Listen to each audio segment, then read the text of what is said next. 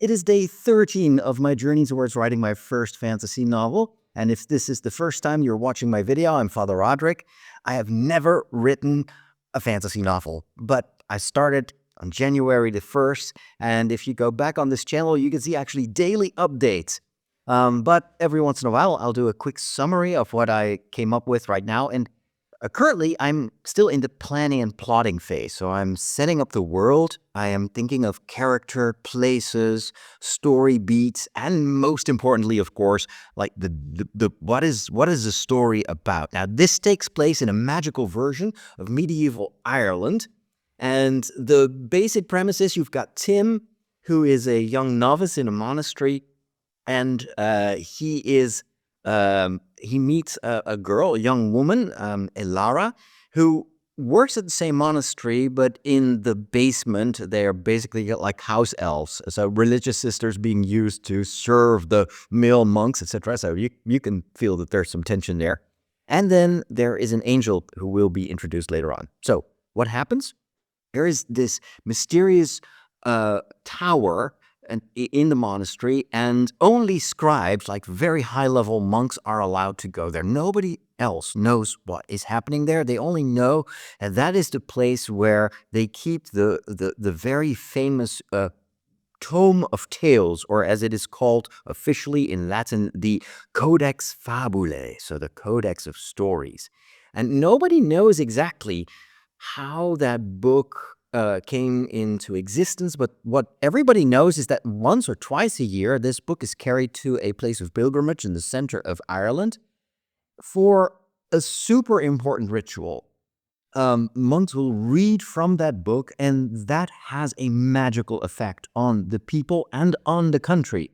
So people are literally sucked into the story that is being read to them, and all of a sudden everything else, time stops, the world stops, and they are in the story. And those stories have magical powers of giving people strength and courage and hope, and it gives fertility to the land. So anyway, without this ritual, there is no life, there is no future. And during one of the early one of those what is it, like pilgrimages, Tim and Elara are accompanying the monks that are carrying the book in a golden shrine, and that's where the first drama happens, because there is a group of brigands that is trying to attack the monks, thinking that there is treasure inside that golden box in which they carry the book. And Tim and Elara have fallen behind because of certain circumstances, and they overhear the plot of the brigands to take possession of the shrine, basically of the golden shrine. And so they help prevent the attack, and they get rewarded, or at least that's what they think. Tim makes such an impression on the abbot of the monks that he's allowed to ascend to the rank of scribes. That is, he will become a pupil of one of the scribes that works in that secret tower that Tim has been fascinated with for years. Elara thinks that she too will get the same opportunity to study with the scribes, but instead, because she's a woman, because she is a nun, she only gets offered the job of tutoring the other female novices. And so she's extremely disappointed. However, Tim speaks with his teacher, and they both agree that without Elara, the tome would have been lost, and so he agrees to train her in secret as well. She disguises as a boy, as a male monk, and together the two of them are learning the secrets of that, what happens in that tower. Turns out, and this is something I came up this morning with, and I tie this to the fact that this takes place in a version, you could say, of medieval Ireland. And I was waking up this morning with this idea of, I should draw a map. What is the configuration of that country? And obviously, I want to be inspired by the real medieval history of monastic and Gaelic Ireland at the time. And so I looked up a map. It's actually behind me here on the monitor. It's a medieval map, and it shows me in the 6th century a number of very important monastic sites. This is like the beginning of this incredible time of monastic culture in Ireland. And you might think that monks are only praying, but no, they had schools, they were teaching people how to read, they were creating art, music, all that. So the monks, the Gaelic monks, have had an incredible impact on not just Irish culture, but on the entirety of Europe. Because later on they would go and travel and evangelize in other countries as well. And they would bring all their knowledge and culture to the rest of the world. And so, but that all starts in the 6th century. And I was looking at that map and I was noticing that a couple of the monastic sites are, they're the same as they are today. I've actually been to Ireland not so long ago to film a documentary about those Gaelic monks. And that gave me a ton of inspiration for my book.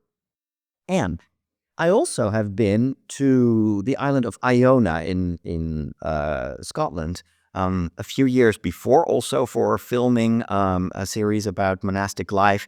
And I heard there about the Book of Kells, which was written probably around the 8th century, I think, or maybe a bit earlier, on the island of Iona by monks of Columba. But Columba was a monk who lived in the 6th century. He was one of what they call the 12 apostles of Ireland. So these were all monks that studied in the same location. I had a map somewhere here on my computer. Let me look that up real quick for you. That was in the famous Clonard monastery, and Saint Finian was the head of that monastery, and that immediately gave me an idea. Well, what if, I pick one of those sites for my magical monastery? But then the other thing is, on Iona, I heard about the Book of Kells that originated there. It was brought to Kells, which is a town not far from Clonard in the 6th century, and there it was kept for centuries. Now, the Book of Kells immediately was kind of the inspiration for my Codex of Fabulae, for the Tome of Tales, right?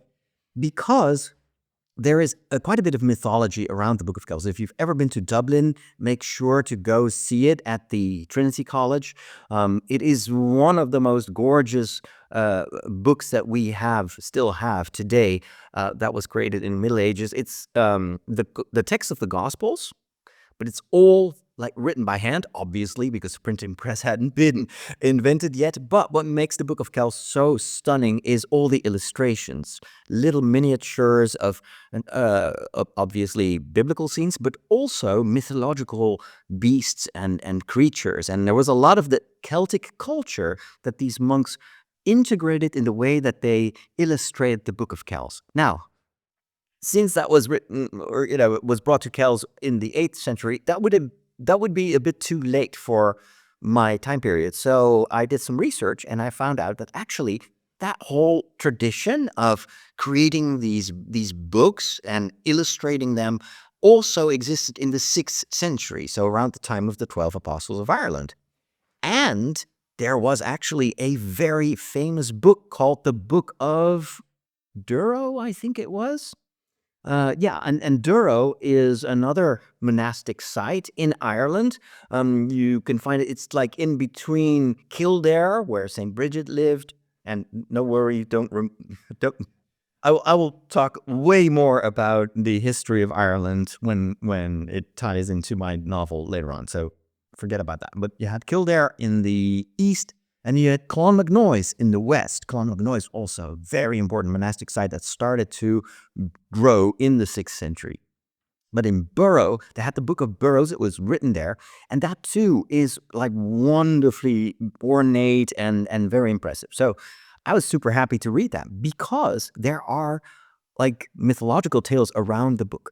Some people said, and all this is of course myth, that is so beautiful that it couldn't have been created by human hands, and that maybe angels actually were making all these drawings, and angels guided the hands of the monks, etc. So it's almost like there is already in history in the what we know of the like the history of these early monastic sites, there were stories about like something supernatural connected to those books. That clicked in my head. I was like, I am going to use this because this solves a number of problems. For instance, one of the ideas that I had around the tower, so the forbidden, like secret part of the monastery, is that book is actually infused with magic. The fact that if you read it, it has magical powers is because the scribes, these high-level monks that work on the book, are infusing it with magical stories or whatever. But then I thought, well, what if it's the question that always triggers my imagination. What if this is actually truly a place where heaven and earth meet? Because it's in a tower, so it's between heaven and earth. And what if these monks, these scribes, have liturgical rituals in which they can call upon the angels to and invite them over to guide them?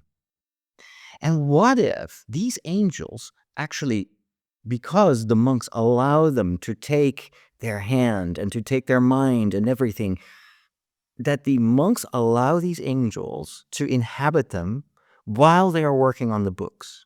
And so these monks get angelic powers and angelic creativity.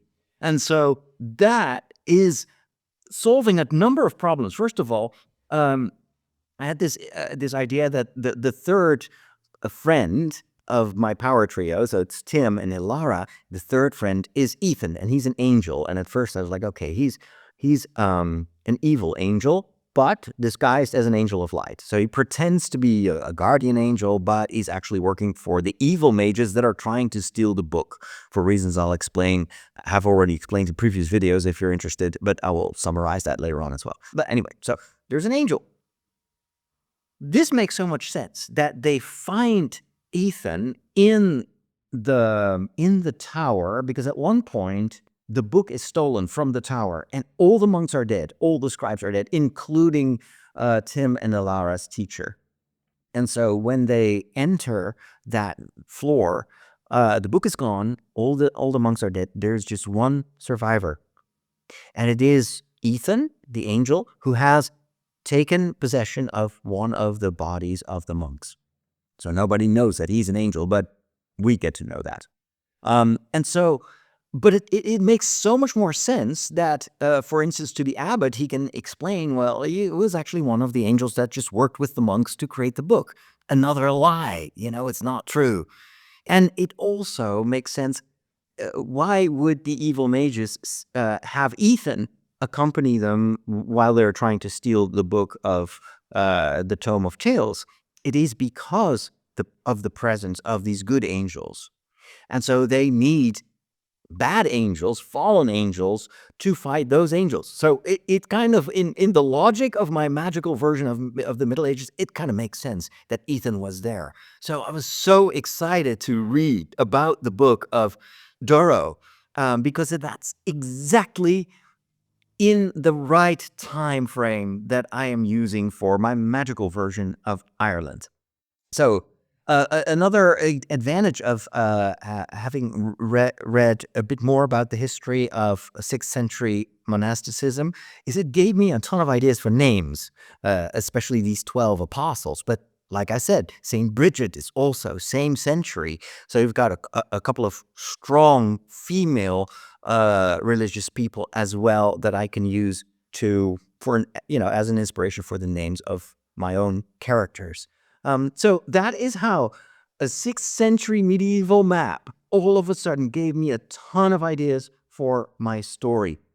And I love the way in which doing real historical research inspires the story and kind of like almost magically matches some of the ideas that I had already developed. Now, it's starting to get time for me to systemize all these ideas, because right now they're all over the place. I've got this huge document with tons of little snippets. In the videos that I share on this channel, you will find tons of other ideas, but I'm starting to be afraid that I will forget some of those details. So what I'm currently doing is I'm transcribing the audio of the videos that I've already posted here, and I will make a summary of all the plot elements, and then I'm going to sit down maybe tomorrow, maybe somewhere at some point during this week, and I'm going to put them all in the right chronological order, and then I'll be able to write a first draft of the entire book, and I'll obviously also discover where all the plot holes are and all the gaps that I still need to fill in. So there you go. That's my update at the start of this new week. Thank you so much for following. Thanks also for your very encouraging feedback. I'm so excited to be able to share this with you. And stay tuned. Send this to people that might also be interested in this. And we'll talk soon. God bless.